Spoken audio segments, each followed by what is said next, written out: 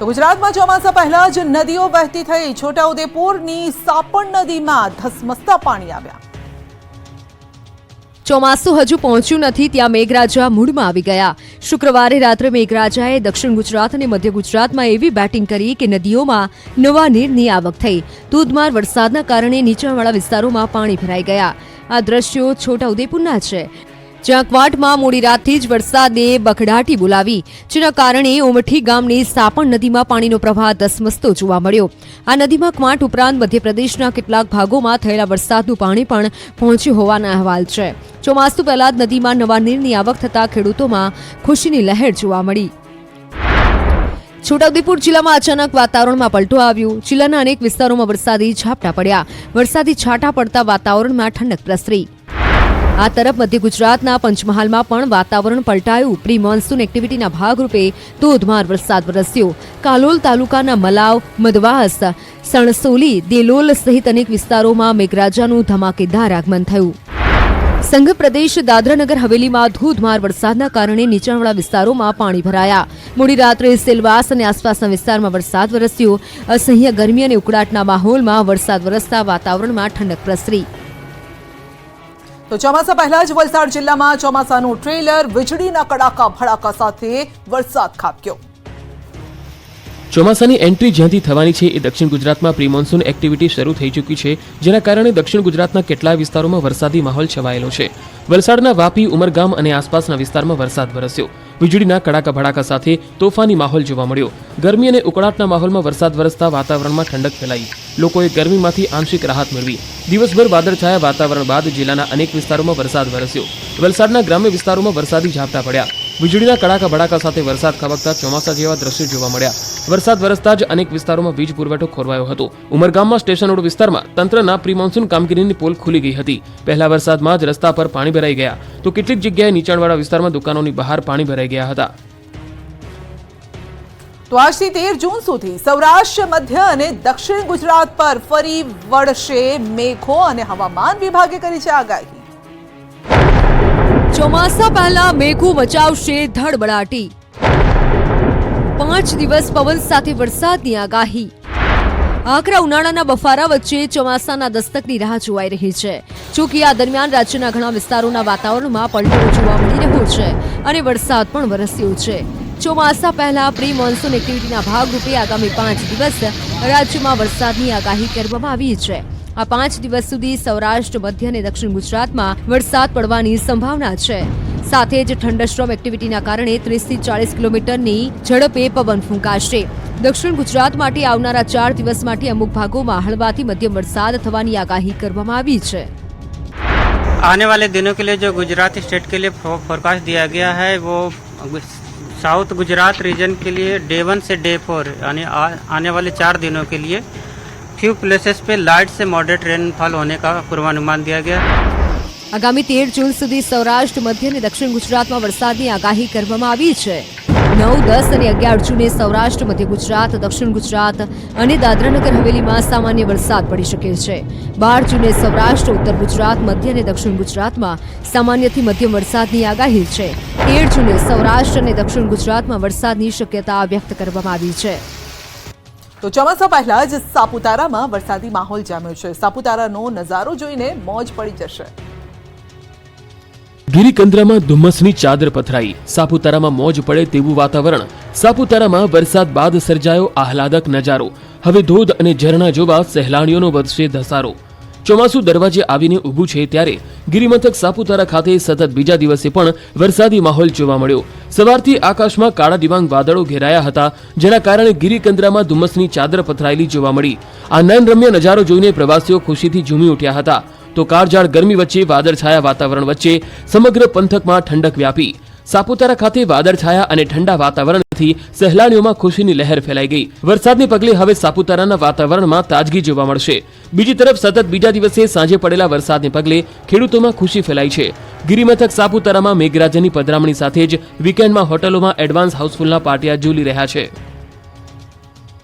તો ચોમાસા પહેલા જ પાણીને લઈને મોટી રાહત। ચોમાસા પહેલા જૂન મહિનામાં નર્મદા ડેમનું પાણી વધ્યું। ચોમાસું તો હજી શરૂ નથી થયું, પરંતુ તે પહેલા ગુજરાતીઓને મોટી રાહત મળી છે. ચોમાસાનું એક ટીપું પાણી પણ પડ્યું નથી, છતાં નર્મદા ડેમ છલકાયો છે. પહેલીવાર જૂન મહિનામાં એવું બન્યું કે ચોમાસું પહેલા જૂન મહિનામાં નર્મદા ડેમની સપાટી 123 મીટર પર પહોંચી ગઈ. ગુજરાતની જીવાદોરી સરદાર સરોવર નર્મદા ડેમની સપાટીમાં હાલ વધારો નોંધાઈ રહ્યો છે. જોકે હજુ તો ઉનાળો પૂર્ણ નથી થયો અને હજી પણ 41 થી 44 ડિગ્રી તાપમાન રહે છે. આવામાં મહારાષ્ટ્ર અને મધ્યપ્રદેશમાં વીજ ઉત્પાદન થતા નર્મદા ડેમમાં નવા નીર આવ્યા છે. આ કારણે નર્મદા ડેમની સપાટી 123.98 મીટર પર પહોંચી ગઈ છે અને નર્મદા ડેમની સપાટી જે દરવાજા બેસાડવામાં આવ્યા છે તે 121.92 મીટર છે અને મહત્તમ સપાટી 138.68 મીટર છે. જોકે હાલ ઉપરવાસમાંથી 94,000 ક્યુસેક પાણીની આવક થઈ રહી છે, જેને લઈને મેન કેનાલમાં 20,000 ક્યુસેક પાણી ગુજરાત માટે આપવામાં આવી રહ્યું છે. ત્યારે નર્મદા ડેમ ચાલુ વર્ષે મહત્તમ સપાટી પર પહોંચશે તેમ લાગી રહ્યું છે. ઉલ્લેખનીય છે કે ચાલુ વર્ષે મહારાષ્ટ્ર અને મધ્યપ્રદેશમાં વીજળીની માંગ વધી છે અને આ કારણે ટર્બાઇન ચાલુ કરવામાં આવ્યા છે. ટર્બાઇન ચાલુ કરાતા તેનું પાણી સીધું નર્મદા ડેમમાં આવ્યું છે. વરસાદ વગર જ અમદાવાદના રસ્તા પર પાણી ફરી વળ્યા તો ક્યાંક ગાબડા પણ પડ્યા. અમદાવાદમાં ચોમાસા પહેલા જ ખાડા પડવાનો સિલસિલો શરૂ થઈ ગયો છે. ખોદકામ બાદ યોગ્ય પુરાણ ન થતા ગાબડા પડ્યા. ચોમાસા પૂર્વે જ અમદાવાદના રસ્તાઓ પર ગાબડા પડવાનું શરૂ થતા વાહન ફસાયા.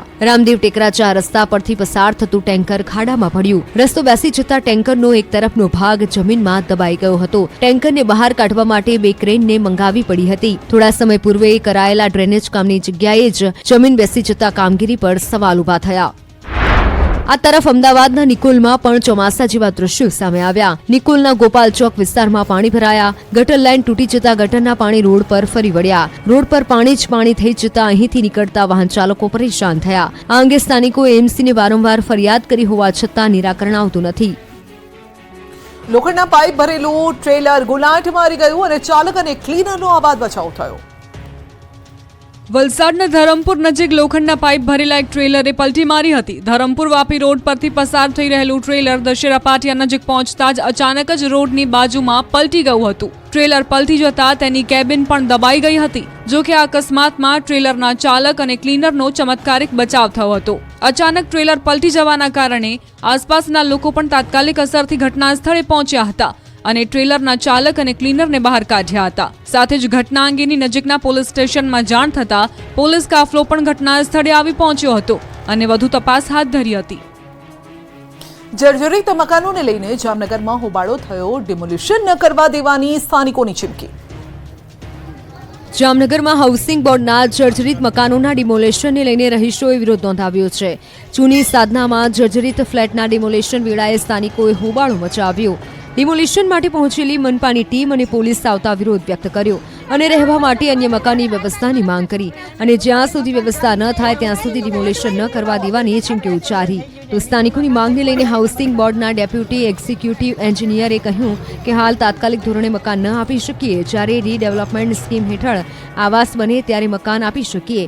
મહત્વનું છે કે અવારનવાર મનપાની નોટિસ બાદ પણ જર્જરિત મકાન ખાલી ન કરાતા ડિમોલેશનની કાર્યવાહી કરાઈ છે. એક જ વર્ષમાં ચોથી વાર ગાબડું. સુરેન્દ્રનગરનો પુલ ખોખલો બની ગયો. બ્રિજમાં પડી ગયા ગાબડા. જીવના જોખમે મુસાફરી. બ્રિજ પર દેખાયા સળિયા.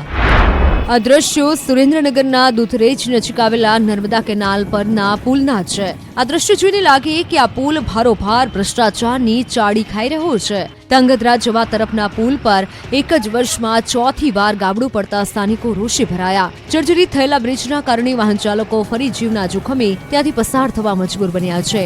પુલ પર દર વખતે ગાબડું પડે છે અને બેદરકાર તંત્ર દર વખતે થીગડા મારી સંતોષ માની લે છે. તંત્ર દ્વારા હાલ સમારકામ તો કરવામાં આવ્યું છે, પરંતુ તેમાં પણ લોટ પાણીને લાકડા જેવો ઘાટ સર્જાયો છે. સમારકામના બીજા જ દિવસે ફરી રોડ પર તિરાડો જોવા મળી રહી છે. ત્યારે સ્થાનિકો યોગ્ય સમારકામની માંગ કરી રહ્યા છે, પરંતુ તંત્ર હજુ કોઈ મોટી દુર્ઘટનાની રાહ જોઈ રહ્યું હોય તેવું લાગી રહ્યું છે. દરિયાકાંઠે નશાના કારોબારનો પર્દાફાશ. દ્વારકામાં 16 કરોડનું ચરસ મળ્યું. દ્વારકાના વરવાળા દરિયા કિનારે કરોડોનો ચરસનો જથ્થો મળી આવતા ખળભળાટ મચી ગયો. ₹16 કરોડની કિંમતનો ચરસનો જથ્થો બિનવારસી હાલતમાં મળી આવ્યો છે. વરવાળા દરિયા કિનારાથી 30 પેકેટ ચરસનો જથ્થો મળ્યો છે. પોલીસ બિનવારસી જથ્થા મામલે સર્ચ ઓપરેશનમાં લાગી છે. અગાઉ નાવદ્રામાંથી 120 કરોડનો ડ્રગ્સ બંદરેથી ઝડપાયું હતું. અહીં સવાલ એ થાય છે કે દરિયાઈ માર્ગે ચરસનો વિશાળ જથ્થો દ્વારકાના વરવાળા દરિયા કિનારે કેવી રીતે પહોંચ્યો? વરવાળા દરિયા કિનારા સુધી 30 પેકેટ ચરસનો બિનવારસી જથ્થો કોણ લઈને આવ્યું છે? કઈ બોટ મારફતે અહીં પહોંચ્યા? દરિયાઈ સુરક્ષાની બોટોને ભેદી અને દરિયા કિનારા સુધી ચરસ પહોંચાડવાનું સુરક્ષામાં મોટી ચૂક સમાન ગણી શકાય. શું કોઈ સ્થાનિકે ડ્રગ્સ લાવવામાં મદદ કરી હોઈ શકે? જોકે આ તમામ સવાલોના જવાબ પોલીસ તપાસ બાદ જ મળશે. પોતાના જ ઘરમાં લૂંટનું તરકટ રચ્યું, ચોંકાવનારી ઘટના બોરસદમાં બની. વિદેશ જવા પોતાના જ ઘરમાં રચ્યું લૂંટનું તરકટ, પરંતુ આ તરકટનો ફૂટી ગયો ભાંડો. આણંદ જિલ્લાના બોરસદ શહેરમાં એક અનોખો કિસ્સો સામે આવ્યો. તબીબ યુવતીએ ફરિયાદી બની પોતાના જ ઘરમાં લૂંટની ઘટનાને અંજામ આપ્યો. ઘટનાની વાત કરીએ તો વિદેશ જવા માટે પોતાના જ ઘરમાં મિત્ર અને પિતરાઈ બહેન સાથે મળી લૂંટનું ષડયંત્ર રચ્યું અને પિતાની ગેરહાજરીમાં પોતાના જ ઘરમાં લૂંટ ચલાવી હતી. મિત્રને ઘરમાં વાઈફાઈ ચેક કરવાના બહાને પ્રવેશ આપ્યો. ત્યારબાદ ઘરની તિજોરીમાં મૂકેલ 24 લાખ ભરેલી બેગ લઈ ફરાર થઈ ગયો. પિતા સાથે યુવતી બોરસદ પોલીસમાં ફરિયાદ નોંધાવા ગઈ હતી. આખરે પોલીસે તપાસ કરતા સમગ્ર બાબતે ચોંકાવનારો ખુલાસો કર્યો હતો. પિતાને જાણ થતાં તે પણ પોતાના સંતાનની આ કરતૂતને લઈ સ્તબ્ધ થઈ ગયા હતા. હાલ પોલીસે તબીબ યુવતી, તેના મિત્ર અને પિતરાઈ બહેન સહિત 3 લોકોની અટકાયત કરી વધુ તપાસ હાથ ધરી છે. પકડાઈ ગયા 40 લાખની લૂંટના ગુનેગાર. અંજારમાં 40 લાખ રૂપિયાના લૂંટના ગુનાનો ભેદ પોલીસે ગણતરીના કલાકોમાં ઉકેલ્યો. કચ્છના અંજારમાં 40 લાખ રૂપિયાના લૂંટના ગુનાનો ભેદ પોલીસે ગણતરીની કલાકોમાં ઉકેલી નાખ્યો છે. પૂર્વ કચ્છ ગાંધીધામ પોલીસે 3 કિશોર સહિત 9 સામે ગુનો નોંધી 7 આરોપીની ધરપકડ કરી છે. મહાવીર ડેવલપર્સ બહાર જાહેર રસ્તા પર લૂંટનો બનાવ બન્યો હતો. 6 જૂનની રાત્રિએ અંજારમાં મહાવીર ડેવલપર્સની ઓફિસ બહાર થયેલ 40 લાખ રૂપિયાના લૂંટના ગુનાના આ છે આરોપીઓ. પોલીસે ગણતરીની કલાકોમાં જ આરોપીઓને સકંજામાં લઈ લૂંટમાં થયેલો તમામ મુદ્દામાલ રિકવર કર્યો છે.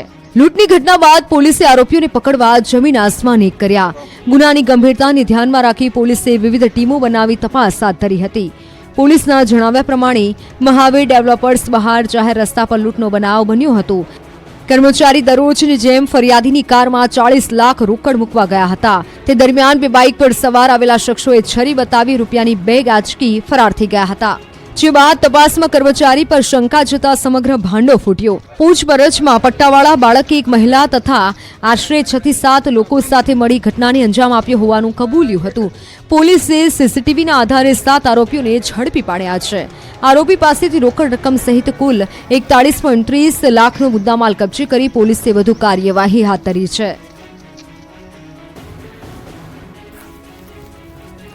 તો આણંદના ચિખોદરાના ધરશાપુરામાં વિસ્તારમાં રોગચાળો વકર્યો છે. 4 દિવસમાં અંદાજિત 50 જેટલા ઝાડા ઉલટીના કેસ નોંધાયા. વૃદ્ધા અને 14 વર્ષના કિશોરનું શંકાસ્પદ મોત થયું છે. અંદાજિત 24 લોકો અસરગ્રસ્ત છે. 6 લોકો સારવાર હેઠળ છે. ઘટનાના પગલે આરોગ્ય વિભાગ દોડતું થયું. ડોક્ટર સાથે 6 ટીમ સાથે ચેકિંગ પણ કરાયું અને 24 કલાક તબીબોની ટીમ એમ્બ્યુલન્સ સાથે ખડકી દેવાય છે. મંદિરના પ્રાણ પ્રતિષ્ઠા મહોત્સવ બાદ રોગચાળો ફાટી નીકળ્યાની આશંકા છે. દૂષિત ખોરાક અને પાણીના કારણે રોગચાળો વકર્યો હોવાનું તબીબો અનુમાન લગાવી રહ્યા છે.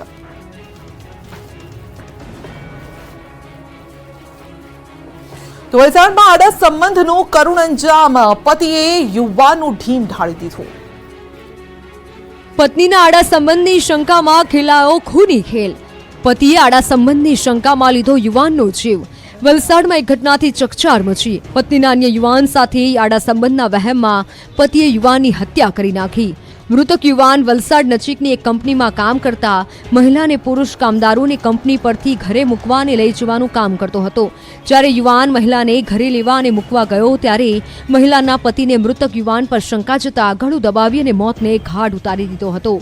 મૃતક યુવાન ધર્મેશના પરિવારમાં હાલ માતમ છવાયેલો છે. 4 દીકરીઓના પિતાની હત્યા થઈ જતા પરિવાર નોંધારો બની ગયો છે.